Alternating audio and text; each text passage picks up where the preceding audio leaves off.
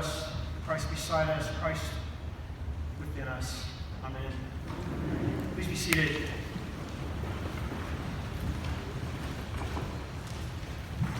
Being church can be hard sometimes.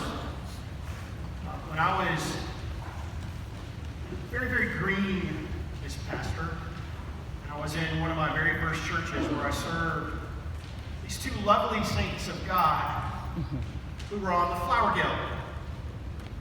And one of the things I love about the Episcopal Church is every church I've worked in has wonderful flower guilds. I mean, look at this. People come in here every week and take a lot of time putting these arrangements together, gathering the flowers, thinking of them ahead of time, making sure they order enough. It's truly a miracle if we get this beauty every week. So I had one of those great saints had done this lovely flower arrangement. It was beautiful, but she had this beautiful flourish to it. It was the week her mother had died. Her mother had died just a couple of years, and she goes to her mother's grave where there's pea vines growing over it, and she took some pea vines away from it and added them to the flower arrangement for greenery, just like you see here. And so, but she, if you've never done flower arranging before, you have to put it down either in the vase or in the little foam that goes in the vase. And she forgot to put the pea vines into the water source, and so between Friday and Sunday, they wilted. Now another wonderful, beautiful saint of the church comes in early Sunday, like she usually does, to set up the altar to serve as she serves, and she sees the wilted pea vines. So what does she do as a good flower guild member? She took the pea vines out of the arrangement and threw them in the trash. Because she saw not remembrance of her mother's life and death, but she saw dead pea vines. And also, rightfully, she said, I need, whoever did this would want me to do this, and she took them out. Well, the other saint shows up at church in the morning and is very upset, and rightfully so, because someone should have talked to her about it before they took him out. This woman was not usually very territorial, and she wasn't the type to get angry about something like this, but she did. And I didn't know anything about it. Of course, I walked in and saw her, and I'm using a different name, and I said, Mary, good morning, how are you? And she turned around and said, people should ask me before messing with the flower arrangements. And just proceeded to yell at me for a good 30 seconds and stomped into the church and sat in the back. And one of my mentors at that church, this lovely woman who is very, very southern and genteel, walked over, put her hand on my shoulder and said, darling, welcome to the church. Had a crash course in how conflict erupts when people try to get together and do anything, much less be God's people. And that can get especially complicated. I mean, our history is all about people breaking up and subdividing and doing their own thing. I mean, starting with an English king, Henry VIII, who wanted a divorce so he could get an heir to the throne and maintain his family line, and a few other political things. And so he jumped out of the Roman Church and out of the Pope's authority and declared himself out of the church. And that's not all. That's really kind of a lousy beginning for anything, if you ask me. But out of that came a lot of good, right? We had the Book of Common Prayer, Elizabeth I finding the middle way. When we get to the USA, and the same thing. We want bishops, so we say goodbye to the Church of England when we left England, and we didn't want to have to pray for the king and take vows of obedience to him, and we wanted our own bishops, and so we created the Protestant Episcopal Church in the United States of America. 70-something% of the signers of the Declaration of Independence were Episcopalians. And then, after that, of course, we've had all other sorts of little divisions and schisms in the church. One of them we're going to celebrate in February when Absalom Jones was sitting in the Methodist Church in Philadelphia and was allowed to preach, was allowed to teach, was allowed to do all kinds of things. But oh no, he couldn't sit in a pew on the floor with all the regular folk.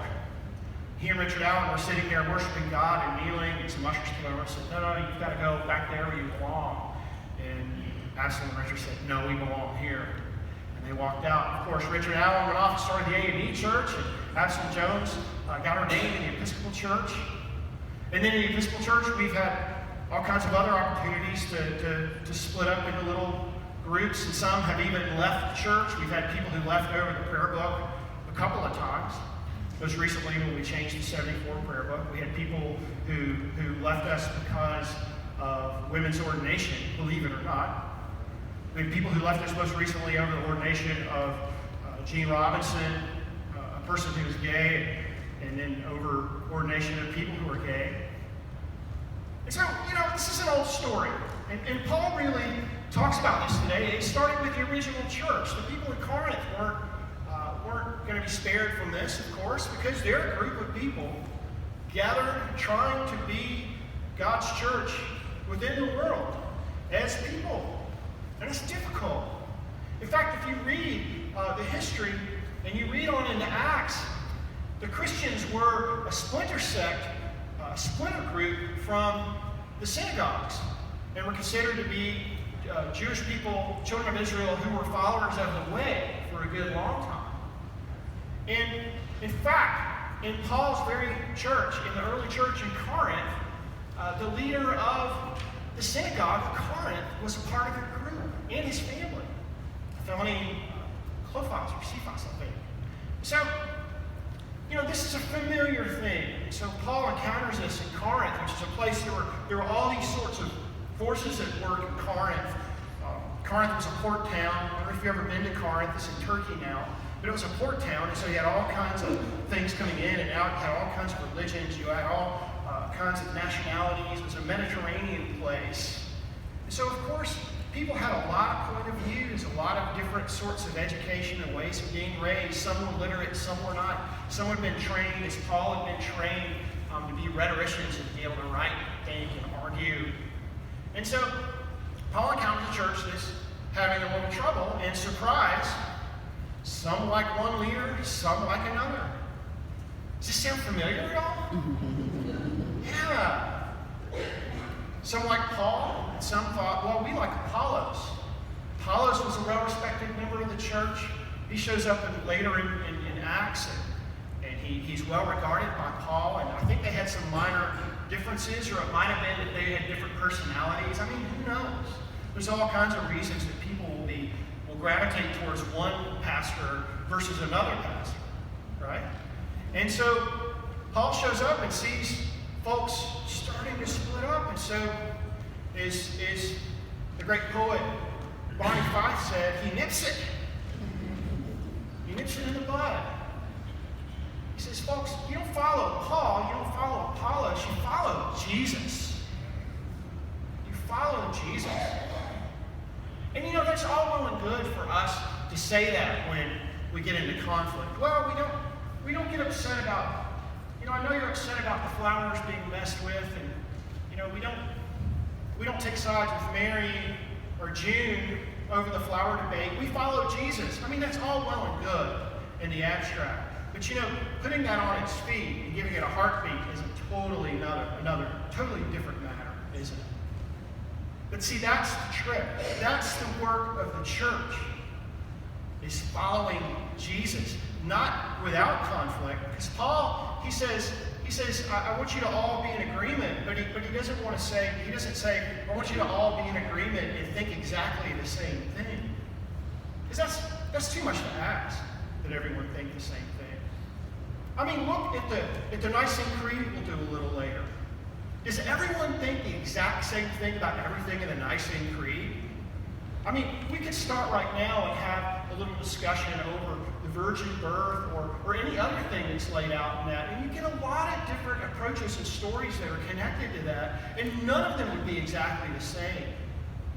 And it's a miracle that we even have creeds, given how people are, that the church could get together and even hammer out this and say, well, this is close enough to the center for us, and every week we're going to say, this is kind of a description of what we think. And that doesn't even get it all, does it? There's even variations off of that, right? I mean, some of us, I grew up Southern Baptist, and, we had all kinds of variations off the Nicene Creed. We had a different kind of baptism from what we have here. And in fact, I was told that people who are baptized and sprinkled as babies weren't going to go to heaven. And we think quite the opposite. So there's some hope in this, though, Paul says, that we are meant to follow Jesus. And I think a few things that we can put our mind towards as we're in this part of our life together, and as you are in this part of your lives together as a church.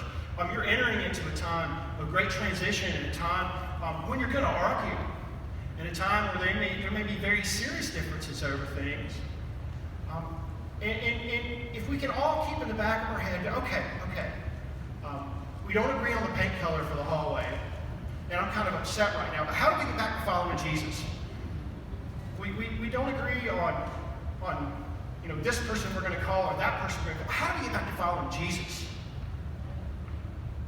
I think I've found a few ways of doing that in my own story that I want to share with you. One of them, and I think this for me has been one of the most important, is the practice of holy curiosity. Meaning when you get backed into a corner by someone, and this works great in a political debate with your older relatives at holidays. When you get backed into a corner over something theological or political that's very personal, where you feel yourself getting defensive and kind of the claws coming out, the fist going out, you can stop and ask a question. That's really important to you, isn't it? Tell me about that. Tell me about why that's so important to you. Parentheses, that you would be so rude to me right now. That's the silent part. But ask a question. Engage in holy curiosity. Ask another question. Ask another question. By the time you get to the fourth or fifth question, the emotion and the heat drains out of that, and the two of you are starting to talk and communicate and love one another and follow Jesus.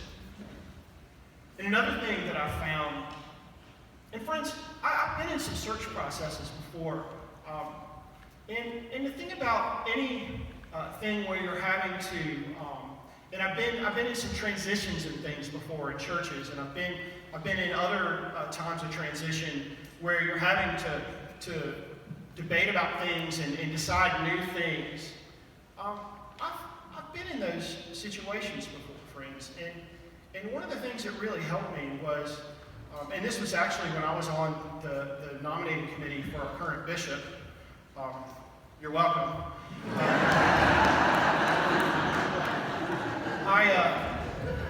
Or I'm sorry, depending on who. I'm from the You're Welcome camp. But we would frequently argue and disagree about things on that time. But one of the things we all learned, and all of us decided this was true, that it was about consensus. And see, it's a mistake to think consensus is the same as unanimity. That unanimity is good. I love in investor meetings this year when Joy says all in favor say aye and everyone says aye. Because that doesn't mean that we're all little mindless sheep. It means that we've talked a lot about this and maybe argued and wrestled and had a little conflict, but dealt with it. And sometimes I would guess there's people saying aye who maybe have a little tension over what we're saying aye about. But you know why they say aye?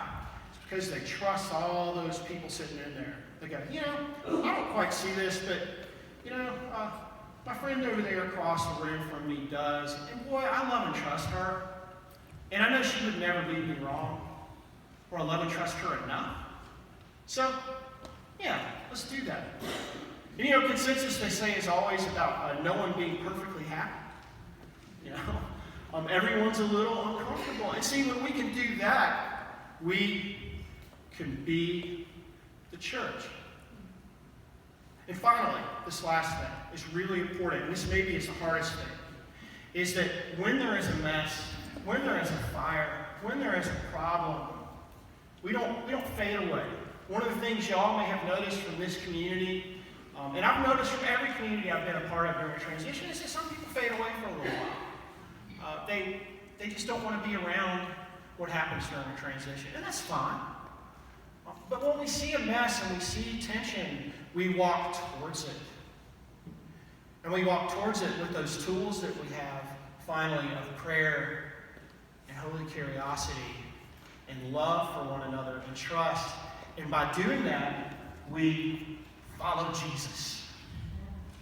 And see, that's what Paul's telling us today. That's what our story that we have shared together as a church, the story that we have shared together as a people, that all informs this way of being the church. Conflict will arise. It is inevitable. It is a holy thing. It is a good thing. Out of conflict can come wonderful things. We all know this. But even in the midst of conflict, we can love one another. We can listen to one another. We can trust one another. By doing that, we won't be perfect. We won't all believe the exact same things. We won't all agree about every single thing. And sometimes we might even take potato vines out of the flowers when we shouldn't. Please, no one ever do that.